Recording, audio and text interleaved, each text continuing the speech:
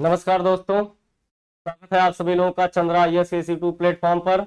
आज के इस सेशन में हम लोग डिस्कस करने वाले हैं जो BPSC 2.0 जो TRE का जो नोटिफिकेशन आया था और उसका जो एग्जाम हुआ उसमें जो स्टूडेंट सेलेक्ट हुए हैं उनको कौन कौन सा डॉक्यूमेंट वेरिफिकेशन में कौन कौन सा डॉक्यूमेंट लेकर के जाना है, कौन से इंपॉर्टेंट डॉक्यूमेंट्स हैं जो वेरिफिकेशन के दौरान इंपॉर्टेंट होंगे और उनको वहां पर आप लोगों को प्रस्तुत करना होगा। तो आज की इस वीडियो में हम लोग जानेंगे कि जो BPSC ने जो टीचर की जो वैकेंसी आई थी, जो उसका एग्जाम कंडक्ट कराया था, उसमें जो इंपॉर्टेंट डॉक्यूमेंट्स जो लगने वाले हैं,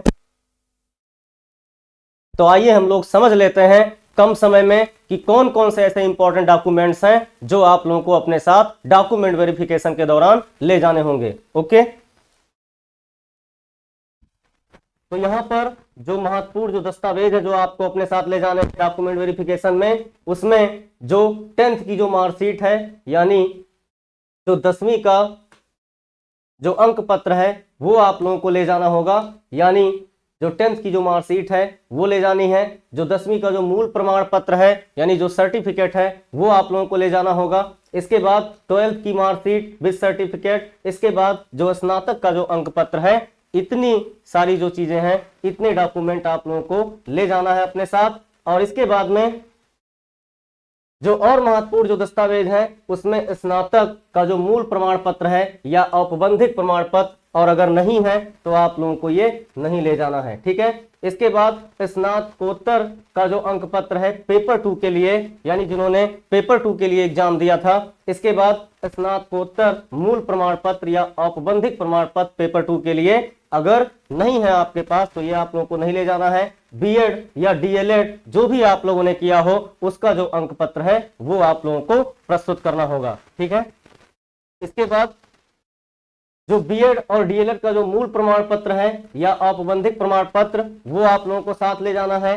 यहाँ पर जो कास्ट सर्टिफिकेट है आरक्षित अभ्यर्थियों के लिए यानी जात प्रमाण पत्र, ये आप लोगों को प्रस्तुत करना होगा। इसके बाद जो आवासीय प्रमाण पत्र है आरक्षित अभ्यर्थियों के लिए, और अगर आप PH कैंडिडेट हैं तो दिव्यांगता जो प्रमाण पत्र है वो आप लोगों को अपने साथ जरूर ले जाना है और वहां पर आपको प्रस्तुत करना होगा, ठीक है। इसके बाद मूल आधार कार्ड एवं आधार कार्ड में जो मोबाइल नंबर लिंक है, क्योंकि पिछली बार जब प्राइमरी की जो टीचर की वैकेंसी आई थी उसमें डॉक्यूमेंट वेरिफिकेशन में ये समस्याएं ज्यादातर स्टूडेंट्स के साथ में थी, क्योंकि उनको पता नहीं था कि आधार कार्ड में जो मोबाइल नंबर लिंक है, तो इसलिए इस समस्या से आप लोगों को ना गुजरना पड़े, इसलिए मूल आधार कार्ड एवं आधार कार्ड में जो मोबाइल नंबर लिंक है वह मोबाइल भी लेकर के जाना होगा। उस पर वेरिफिकेशन के लिए OTP आएगा जो वहां बताना होगा, ठीक है। तो इस बिंदु को आप लोग जरूर ध्यान में रखेंगे कि जो आधार कार्ड में मोबाइल नंबर लिंक है वही मोबाइल नंबर लेकर के जाना होगा और उस पर एक OTP आएगा जो आप लोगों को वहां पर जिसकी जानकारी देनी होगी, ठीक है। इसके बाद में जो और इंपॉर्टेंट डॉक्यूमेंट्स हैं जो लगने वाले हैं, 4 फोटो आप लोगों को अपने साथ ले जाना है। CTET या STET वहां पर इसका जो अंक पत्र है जो क्वालिफाई किया है आपने उसको ले जाना होगा। CTET का जो प्रमाण पत्र है तो उसको आप लोग ले जाएंगे।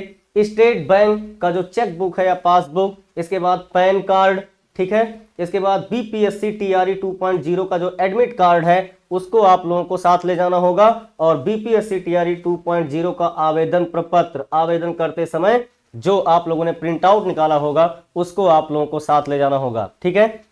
तो इतने इंपॉर्टेंट जो डॉक्यूमेंट्स हैं वो आप लोगों को लेकर के जाना है। सभी प्रमाण पत्र का जो ओरिजिनल कॉपी है वो आप लोगों को साथ ले जाना है, और साथ ही साथ BPSC वाटर मार्क वाला सभी प्रमाण पत्र की जो छाया प्रति है उसको भी आप सभी लोग लेकर के जाएं। वाटर मार्क वाला जो सभी प्रमाण पत्र है वो BPSC की ऑफिशियल वेबसाइट पर आप लोग जा करके लॉगिन करके डैशबोर्ड से प्राप्त कर सकते हैं, जो 2-3 दिनों में आ जाएगा, ठीक है। तो इसलिए ये इंपॉर्टेंट डॉक्यूमेंट्स हैं। हमारे जिन भी स्टूडेंट्स का सिलेक्शन BPSC TRE 2.0 में हुआ है वो सभी लोग डॉक्यूमेंट वेरिफिकेशन के दौरान इन दस्तावेजों को ले जाना ना भूलें। और आप सभी लोगों को बहुत बहुत बधाई जो सिलेक्ट हुए हैं BPSC TRE 2.0 में, जो ये 6 to 8 की जो वैकेंसी और जिसका रिजल्ट भी कल जारी हो चुका है मैथ और साइंस का, और साथ ही साथ जो अदर सब्जेक्ट के जो रिजल्ट हैं वो बहुत जल्द आप लोगों को देखने को मिलेंगे, ठीक है।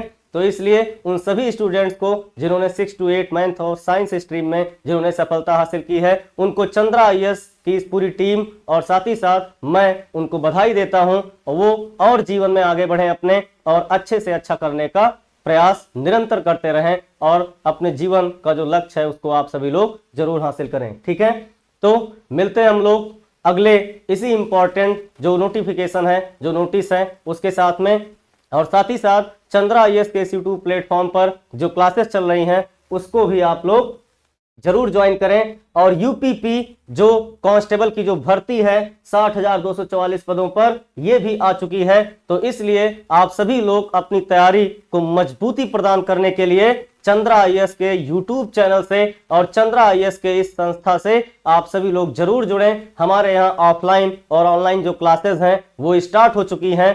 तो आप लोग जो यूपीपी कांस्टेबल 2023 की जो भर्ती है उसके लिए अपनी तैयारी स्टार्ट कर दीजिए। हमारे यहाँ जो क्लासेस हैं वो रेगुलर वे में स्टार्ट हो चुकी हैं। स्पीड टेस्ट हर संडे को हमारे यहाँ अब इसी संडे से स्टार्ट हो चुका है। तो इसलिए आप सभी लोग चंद्रा आईएएस से जुड़े रहें। मिलते हैं नेक्स्ट वीडियो में। धन्यवाद। Thank you everyone.